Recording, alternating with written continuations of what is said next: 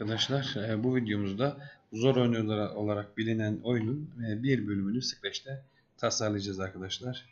Öncelikle sahnemizi tasarlayalım. Kuklamızı silelim. Sahne çizimine geliyorum arkadaşlar. Buraya bir arka plan ekleyeceğim. Şöyle biraz da açık renk bir arka plan ekliyorum arkadaşlar. Şöyle bir dörtgen çiziyorum. Daha sonra boşluğa tıklıyorum. Bir oyun alanı ekleyeceğim arkadaşlar. Oyun alanımın da rengi şu şekilde olsun.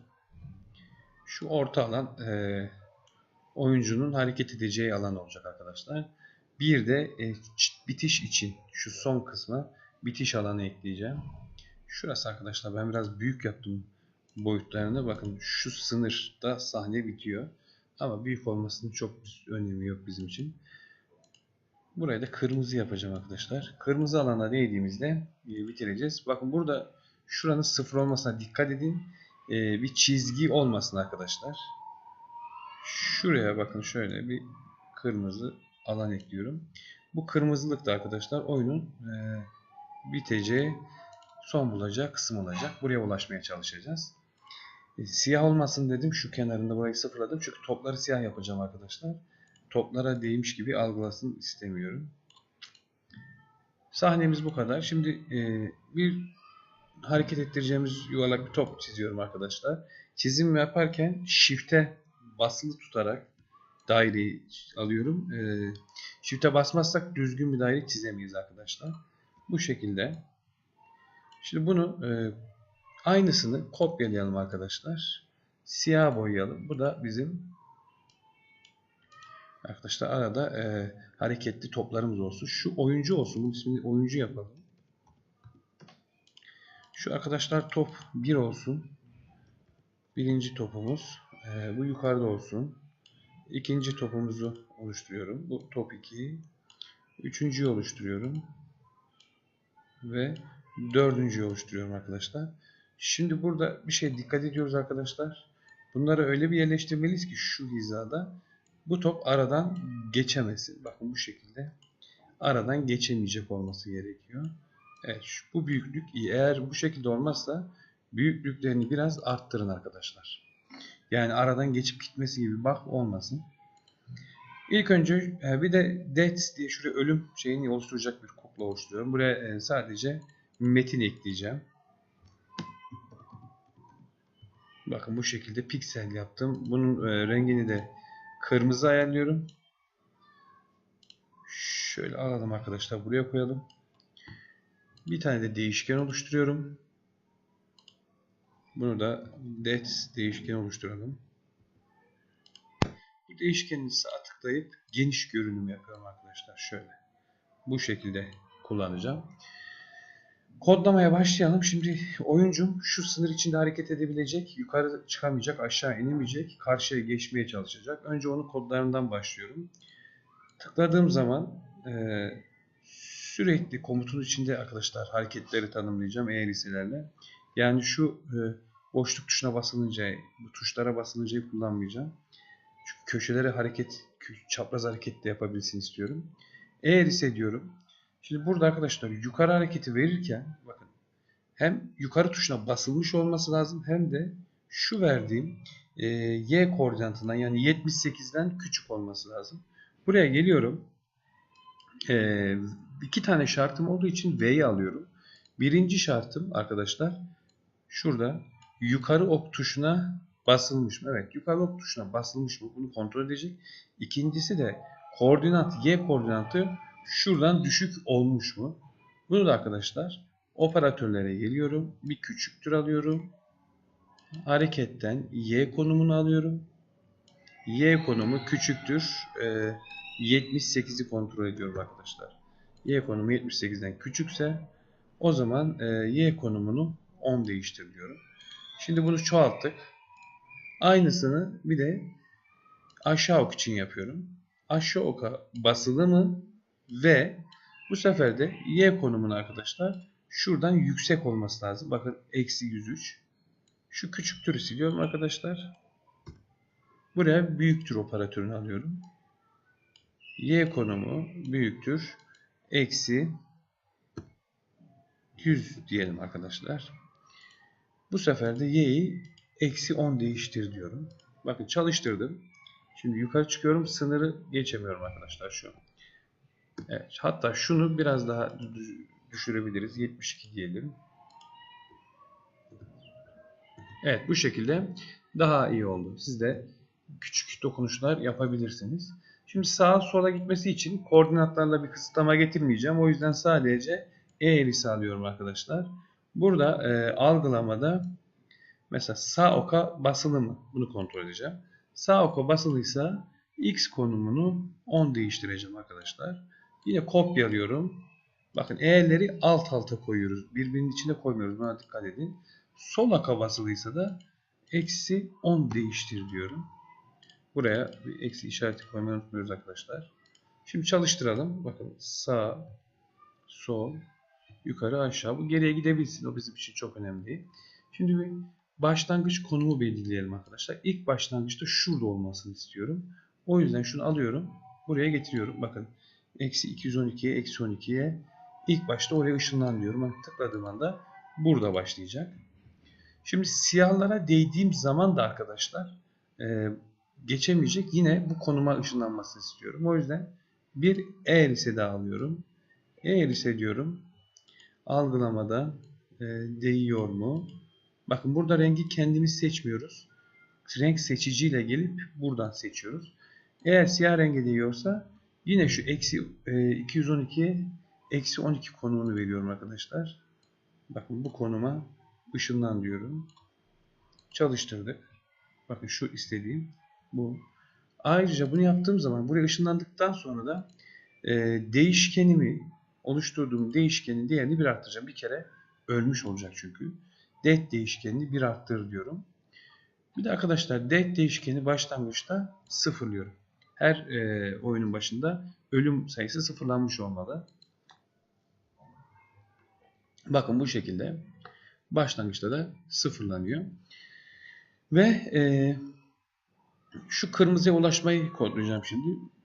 Eğer ise alıyorum arkadaşlar yine. Eğer kırmızı renge değiyorsa yine algılamaya geldim. Buradan kırmızıyı aldım. Kırmızıya değiyorsa diyorum. Yine buradan renk seçiciyle seçiyorum. Şimdi bu durumda arkadaşlar bir haber salacağız. Diğerleri de çünkü bilecek oyunun son bulduğunu ve bir sonraki sahneye geçeceğiz. O yüzden şuraya geliyorum. Sahneye tıkladım bakın burada. Dekorlarına geldim. Şurayı kopyalıyorum. Ve buraya kazandınız yazalım arkadaşlar.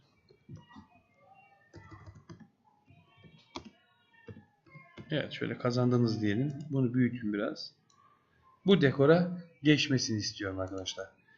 Topa oyuncuma geri geldim. Eğer bu renge değiyorsa görünümden sonraki dekor ya da dekor 3. Bakın burada dekor 3'tü o. En son oluşturduğum dekor 3'tü.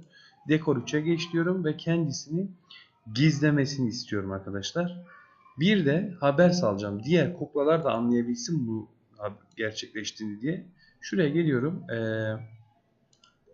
Kazandın haberini sal diyorum. Şimdi dekor 3'e geçirdik. Kazandın haberini aldık. Gizledik ve oyunu durduracağız arkadaşlar. Kontrolden şurada durdur tümü diyoruz arkadaşlar. Bakın şimdi bu karşıya geçirelim bunu. Şu arkadaşlar gizlendi, oyun durdu ve bu dekora geçti. Başlangıçta ilk dekora geri dönebilmek için şu tıklandığında kısmına geliyorum arkadaşlar. Dekor 1'de dekor 2'de başla diyorum. Bak tıkladığımda dekor 2'de başlıyorum ve kendisini de gösteriyorum kuklama. Başlangıçta bir de ne olması gerekiyor? Gözükmesi gerekiyor. Evet. Bakın buradan şimdi bittiğinde oraya geçecek. Başladığında bu şekilde geri gelecek. Şimdi top 1'e geliyorum arkadaşlar. Top 1'i tıkladığımız zaman sürekli bir hareket vereceğiz. Top 1'deki hareketimiz şu olacak arkadaşlar. Şuradan buraya doğru sürekli bir git gel hareketi yapacak. Başladığımızda burada başlasın.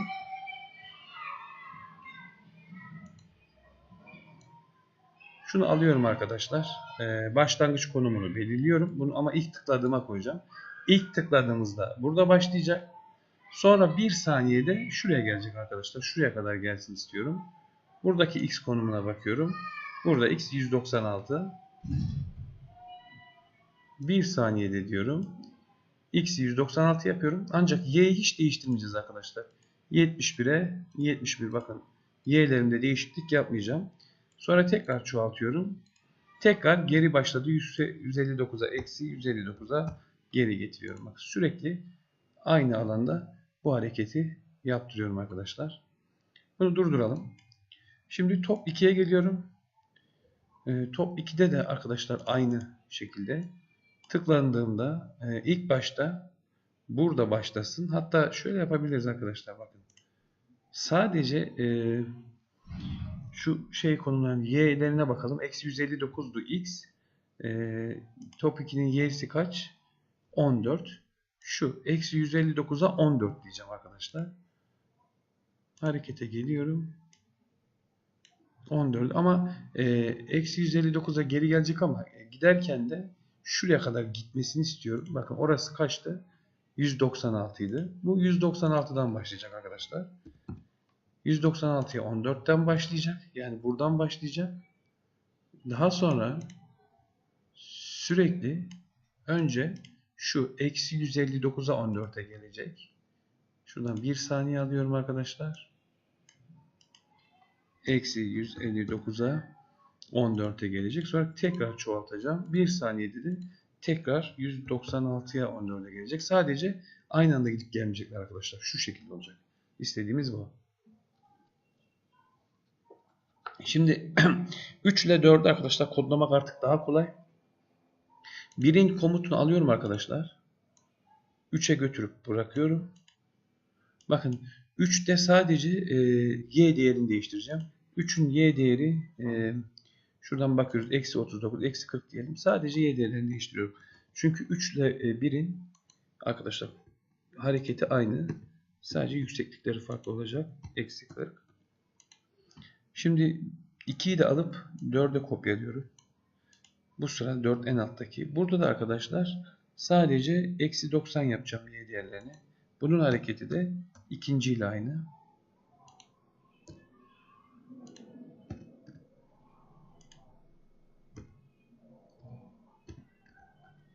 Çalıştıralım şimdi. Dördüncüde şurayı artı 90 yapmışım. Şuraya eksiği unutmuşuz arkadaşlar. Eksi koymamışız. Evet, şimdi çalıştıralım.